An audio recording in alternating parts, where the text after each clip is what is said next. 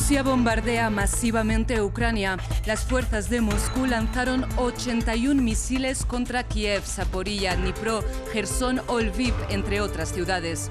El Kremlin defiende que se trató de ataques de precisión como respuesta a la explosión en el puente de Crimea. Se cuentan hasta el momento 11 muertos y decenas de heridos civiles. Nuevo día de protestas en Irán. Las manifestaciones, que empezaron por la muerte de Mahsa Amini tras ser detenida por la policía de la moral, han desencadenado un movimiento masivo contra el gobierno de la República Islámica. Tenemos reporte desde Teherán. El coletazo del huracán Julia causó desbordamientos de ríos y quebradas que dejan al menos 25 muertos y más de 50 desaparecidos en las tejerías en Venezuela. El presidente Nicolás Maduro decretó el estado de catástrofe natural. Ahora convertida en depresión tropical, Julia llegó a Guatemala tras devastar otros países de Centroamérica. Buenas tardes, bienvenidos a las noticias de France 24 en español. Soy Rosa Pérez Masdeu y es para mí un gusto acompañarles. Empezamos esta edición con información relacionada con la guerra en Ucrania. Rusia escaló su ofensiva sobre Ucrania. En horas de la mañana de Europa, las fuerzas de Moscú bombardearon masivamente el territorio ucraniano, de norte a sur y de este a oeste. El ejército ruso disparó 81 misiles sobre Kiev, Lviv, Kharkiv, Zaporilla, Jersón y Mykolaiv, entre otras ciudades. El Kremlin defendió que los bombardeos son una respuesta a la explosión en el puente de Crimea de este sábado, incidente del que Moscú acusa a Kiev. Putin habló de ataques de precisión. Sin embargo, se cuentan al menos 11 muertos y decenas de heridos. De hecho, el presidente ucraniano Volodymyr Zelensky acusó a Rusia de actos de genocidio. Gabriel Kolchen con los detalles. La retaliación rusa fue masiva. La mayor oleada de ataques aéreos contra lugares alejados de la línea de batalla desde los primeros días de la guerra. Bombardeos que llegan tras el atentado contra el puente de Crimea, del que Vladimir Putin acusa a Ucrania denunciando actos terroristas. En la mañana de hoy, tal como sugirió el Ministerio de Defensa y de acuerdo con el plan elaborado por el Estado Mayor ruso, se lanzó un ataque masivo con armas de largo alcance y alta precisión desde el aire, el mar y la tierra contra la infraestructura energética, de mando militar y de comunicaciones de Ucrania. Desde el inicio de la guerra, Rusia niega atacar civiles. Sin embargo, la evidencia demuestra lo contrario. Se reportaron varios muertos en la capital Kiev, donde los misiles alcanzaron el centro de la ciudad como el patio de recreo de este parque. Esta mañana han muerto 5 personas, 42 están hospitalizadas, algunas en estado crítico, por lo que la cifra de muertos podría aumentar. En Mykolaiv, los misiles alcanzaron viviendas, así como una universidad. Detrás de mí se puede ver uno de los edificios de la Universidad Nacional de Construcción Naval, que fue alcanzado por un misil una vez más. Y de nuevo fue un misil S-300. Se registraron explosiones en varias otras ciudades como Lviv, Zaporilla, Kharkiv o Dnipro. En esta última, al menos 4 muertos, según las autoridades regionales. Los ataques rusos cayeron cerca a un bus y afectaron zonas residenciales.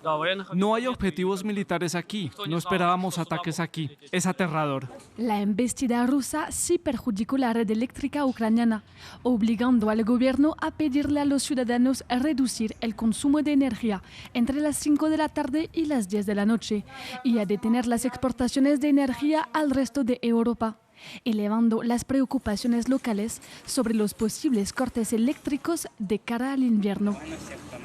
Y precisamente la comunidad internacional condenó enseguida los nuevos ataques rusos contra Ucrania. El secretario general de la OTAN, Jens Stoltenberg, calificó los bombardeos de horribles e indiscriminados. La Comisión Europea habló de crímenes de guerra y el presidente de Estados Unidos, Joe Biden, dijo que son una muestra de la brutalidad de Putin. Marta Moya con las reacciones internacionales. La frágil sensación de normalidad en múltiples ciudades ucranianas, lejos de los frentes de batalla, terminó repentinamente. Las condenas a los últimos ataques contra la infraestructura civil se han sucedido en la esfera europea. Una vez más, Rusia ha mostrado al mundo lo que representa. Es el terror y la brutalidad. La Unión Europea dice que el ataque indiscriminado a civiles equivale a un crimen de guerra. Y algunos Estados miembros, como Estonia y Lituania, reiteran que no es el momento de dar marcha atrás ante Rusia. Cada vez que alguien piensa, tenemos que ayudar a Putin para salvarle la cara y darle algo para que no haga una estupidez, eso solo le anima a seguir avanzando, porque se toma este apaciguamiento como un signo de debilidad. Lo que tenemos que hacer es proporcionar defensa aérea desde el lado aliado para que los ucranianos puedan proteger sus ciudades, porque Rusia está definitivamente escalando para dañar a los civiles. El presidente francés Emmanuel Macron reafirmó el apoyo militar al gobierno ucraniano y expresó su preocupación. Los ataques deliberados de Rusia en todo el territorio ucraniano y contra la población civil es un cambio profundo en la naturaleza de esta guerra. El presidente de Ucrania también mantuvo conversaciones con el canciller alemán y pidió una respuesta unida y dura. Se ha programado una reunión virtual de emergencia del G7 para el martes, en la que intervendrá Volodymyr Zelensky. Y continuamos con más información de la guerra en Ucrania, porque en la sede de Naciones Unidas en Nueva York empezó la sesión especial de la Asamblea General en que se debatirá la anexión de las regiones de Donetsk, Lugansk, Jersón y Zaporilla a Rusia. Recordemos que los territorios fueron integrados a la Federación Rusa la semana pasada, tras la aprobación en la Cámara de Diputados y en el Senado ruso. Una aprobación basada en los resultados de referendos no reconocidos por la comunidad internacional. De hecho, una alianza occidental ha presentado ante la Asamblea de la ONU una moción redactada por la Unión Europea que condena el proceso de anexión. La votación sobre el texto se espera entre mañana y el miércoles y será pública y no secreta como pedía Rusia y revelará los apoyos con los que cuenta Moscú a estas alturas de la guerra. Cambiamos ahora de información porque hoy ha sido un nuevo día de protestas en Irán.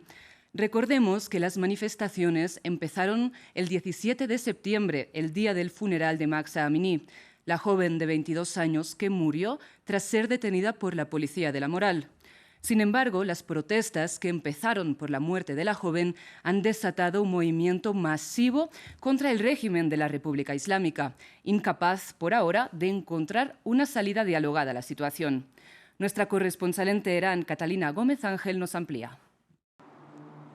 En la medida que pasan los días, crece la ansiedad dentro del sistema de la República Islámica y son más las voces que piden porque se acaben por fin esas protestas que ya entran en la cuarta semana. De hecho, hay algunas voces, incluida el jefe de la justicia, que ha tratado de crear lazos con un sector de la población, ese que llaman ellos que no crea los disturbios en la calle, para crear un lazos de comunicación, y no solamente esos jóvenes que están en la calle, sino, por ejemplo, hoy también se unían a estas protestas los trabajadores de una de las refinerías más importantes del país, en el Golfo Pérsico, donde cantaban eslóganes también en contra de los líderes de la República Islámica, especialmente el líder Ali Khamenei. Ellos se unían también a un sector del comercio, especialmente en Teherán, de esos grandes bazares de la ciudad que también se unieron a las protestas el pasado sábado. Es así como el jefe de la justicia decía: vengan, conversemos todos juntos, si tienen problemas con la República Islámica, si tienen preguntas, hagámoslo. Pero esta no es la primera vez que se tratan de crear esos lazos de comunicación sin éxito hasta el momento, y también llega en un momento en que tratan de hacer una campaña para lavar la imagen de la policía y de las fuerzas de seguridad en el país. Pero esto sucede realmente cuando siguen circulando videos de ataques, especialmente a esos jóvenes, y esto es especialmente evidente en la ciudad de Sanandaj, en la región del Kurdistán iraní, donde la presión y la represión es bastante grande en los últimos días, tanto allí que las universidades y colegios están cerradas. Y en otras noticias, este lunes comenzó en París el juicio por el siniestro del vuelo de la compañía francesa Air France, que se accidentó en 2009 mientras cubría la ruta entre Río de Janeiro y París. 228 personas murieron en el accidente. por lo que la aerolínea francesa, junto con el fabricante Airbus, enfrentan un proceso judicial inédito en Francia, bajo la acusación de homicidio involuntario. Ambas firmas se declaran inocentes. Nos lo explica Juan Pupiales. Una justicia que llega 13 años tarde. Era la consigna de este hombre, padre de una de las 228 fallecidas del vuelo AF447. Perdimos a nuestra hija y su prometido, ambos de 29 años. Hubo un gran sufrimiento por parte de ambas familias, pero el tiempo cura la herida. Sin embargo, todavía sentimos que aún no se ha hecho justicia. Para los familiares de las víctimas ya es un logro haber llegado hasta esta instancia. Y es que hubo que revertir una decisión judicial de 2019 para abrir este proceso contra Air France y Airbus, dos firmas insignias de Francia. Las cajas negras evidenciaron que los pilotos reaccionaron de manera equivocada a un problema relacionado con los sistemas antihielo en las alas y que provocó una situación de bloqueo de la aeronave. El resultado, una caída libre contra el Océano Atlántico en medio de una tormenta. Air France asegura que una serie de alarmas confusas abrumaron a los pilotos. Airbus dice que fue un error de los pilotos. Muchas interrogantes en torno a un equipo que sumaba más de 20.000 horas de vuelo juntos. Este lunes, ambas empresas reiteraron su inocencia. Vine hoy a expresar en nombre de Air France nuestra más profunda compasión con los familiares de las víctimas. Dije lo que tenía que decir. Intenté ser tan sincero como fue posible en relación con lo que ocurrió. Unos 50 allegados de las víctimas hicieron parte de la apertura de este juicio. Habrá más de 470 testimonios. Hoy, uno a uno se leyeron los nombres de los 228 fallecidos. Se espera que el juicio se extienda por 9 semanas y cada compañía se enfrenta a una multa de 225.000 euros, el equivalente a lo que Air France ganaba en 5 minutos en tiempos prepandémicos o lo que Airbus sumaba en ganancias en 2 minutos. En el Congreso Anual del Partido Nacional Escocés, la ministra principal de Escocia, Nicola Sturgeon, insistió en realizar un segundo referendo de independencia en Escocia el año que viene. A la espera del fallo de la Corte Suprema, que debe decidir si acepta la votación, la mandataria señaló que los escoceses apoyaron mayoritariamente partidos independentistas en las elecciones regionales del año pasado. Recordemos que en 2014 Escocia rechazó en referendo independizarse del Reino Unido, con un 55% en contra de la separación. Sin embargo, Sturgeon aseguró que el Brexit hizo cambiar a los escoceses de opinión. Escuchemos. Pero Westminster no tiene ese respeto. Eso significa que este problema siempre estuvo destinado a terminar en los tribunales tarde o temprano. Mejor temprano, a mi modo de ver. Si el tribunal decide, como esperamos que lo haga, el 19 de octubre del próximo año habrá un referéndum de independencia. Vamos ahora con noticias de nuestra región. La depresión tropical Julia llegó a Guatemala, donde deja más de 150.000 afectados, después de causar al menos 3 muertes en Honduras y de haber devastado parte de Nicaragua. Además, el coletazo de este fenómeno en Venezuela causó al menos 25 muertos y 52 desaparecidos como consecuencia del desbordamiento de ríos y quebradas. La vicepresidenta de Venezuela, Delcy Rodríguez, informó que el sábado por la noche cayó tanta lluvia como la que se puede precipitar en todo un mes.